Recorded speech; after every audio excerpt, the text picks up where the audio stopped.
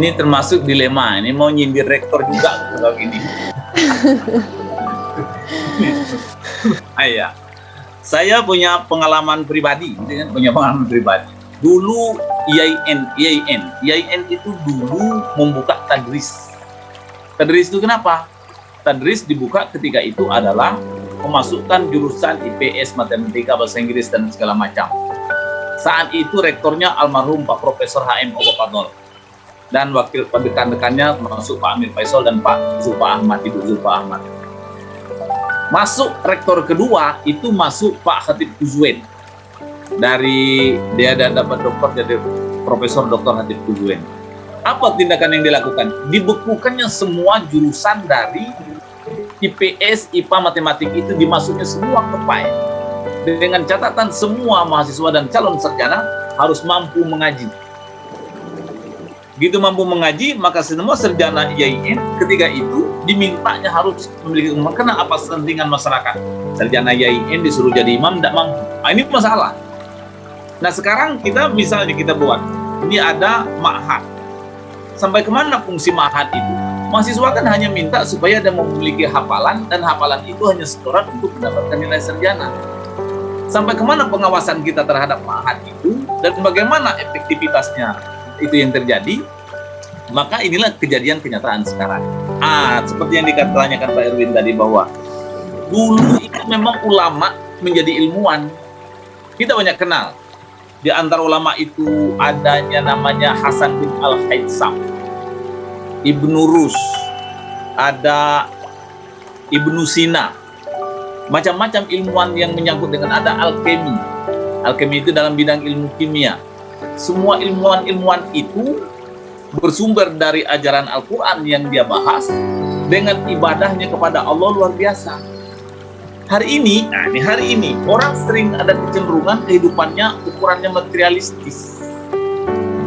Tidak lagi berujung kepada pemenuhan, saya ini diredhoi Allah atau tidak. Ini masalahnya.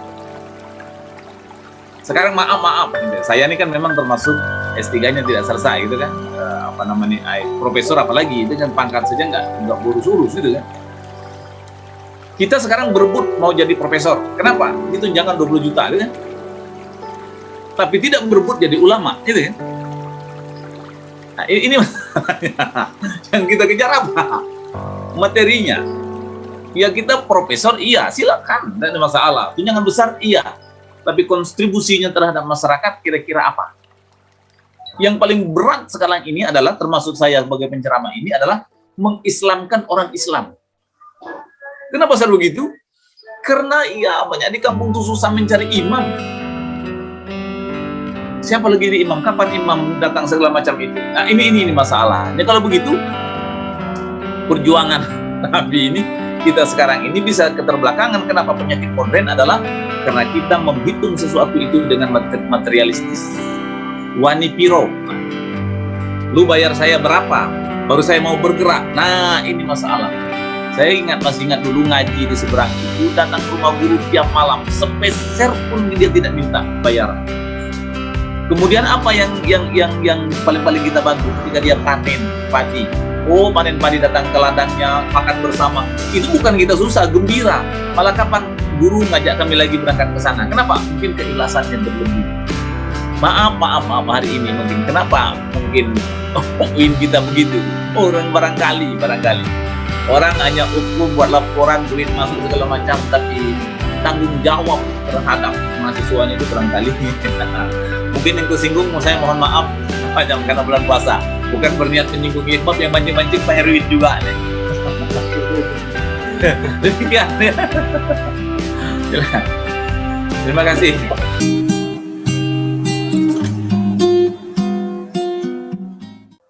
Kita kan hidup ada 3 dimensi. Masa lalu, masa sekarang, masa akan datang. Masa lalu kenangan, masa sekarang kenyataan, masa akan datang harapan. Kenyataan hari ini adalah hasil masa lalu. Harapan akan datang adalah apa yang kita kerjakan hari ini. Kita lihat, manusia termasuk makhluk yang diciptakan Allah memiliki semua kelengkapan. Laqad khalaqnal insana fi ahsani taqwim. Manusia itu diciptakan dalam bentuk yang sebaik-baiknya. Kita lihat dulu, manusia diciptakan ada mata atau penglihatan. Mata manusia tidak diletak di tepi. Mata manusia tidak diletak di belakang, tapi manusia diletak matanya di depan. Kalau mata di depan, kalau begitu kita harus menatap ke depan, jangan kita melihat ke belakang. Pengalaman yang lalu ya pelajaran, tapi pengalaman yang akan datang itu adalah harapan kita untuk berbuat untuk hari ini. Manusia itu pertama ingin hidup, kedua ingin mempertahankan hidup, yang ketiga ingin hidupnya hari ini lebih baik dari kemarin, hari esoknya lebih baik dari hari ini. Kita lihat, kalau Anda bawa kucing lalu masuk dalam perahu, setelah itu di tengah laut Anda campakkan ke tengah laut itu kucing. Begitu dicampakkan ke tengah laut kucing akan berusaha berenang ke tepi. Kenapa dia berenang ke tepi? Karena dia ingin mempertahankan hidup. Dan dia tidak ingin mati tenggelam di dalam laut.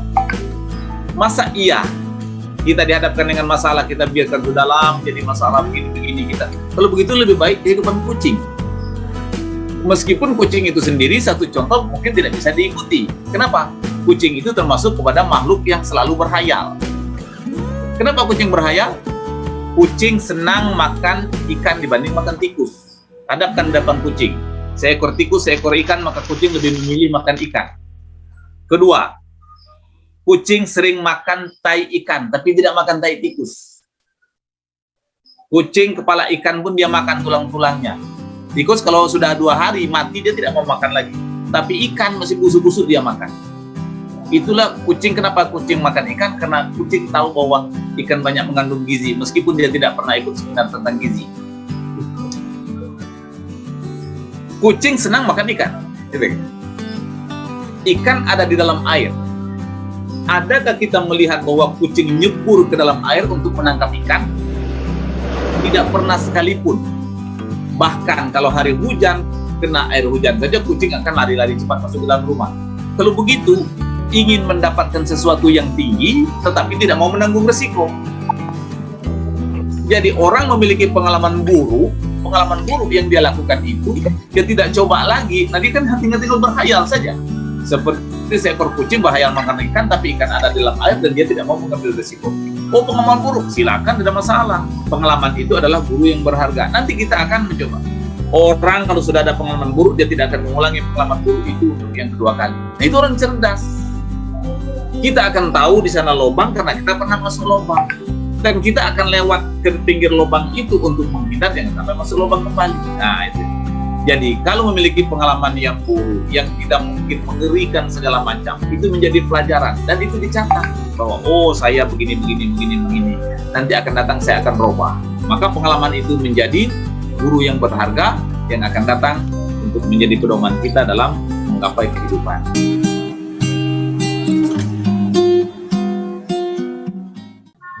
Ya, saya terakhir mungkin minta mohon maaf dalam bulan puasa ini kepada teman-teman dan secara keseluruhannya semuanya, kalau ada kata yang agak menyinggung itu kadang-kadang memang sengaja disinggung-singgung gitu kan, sebab ngomongnya agak kasar karena kita makhluk kasar, jadi ngomongnya agak kasar. Kalau ngomong halus nanti kita ke kuburan saja gitu kan, kadang-kadang kasar, kita paham. Jadi kurang apabila itu pilih. Wassalamualaikum warahmatullahi wabarakatuh.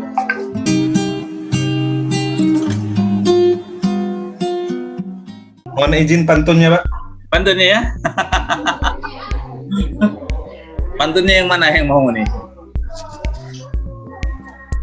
Yang panjang boleh, Pak? Oh, yang panjang boleh itu. Kalau yang panjang itu ya, kita mesti bersyukur, itu kan. Diberi negeri yang aman, tapi meskipun sudah merdeka tapi belum makmur. Kita diberikan panjang umur. Kita diberikan negeri yang terbentang dan membujur dari barat sampai ke timur. Kita harus bekerja lembur, mencangkul tanah yang keras menjadi gembur. Karena sepanjang tahun hujan mengguyur, tanah yang tandus bisa menjadi subur.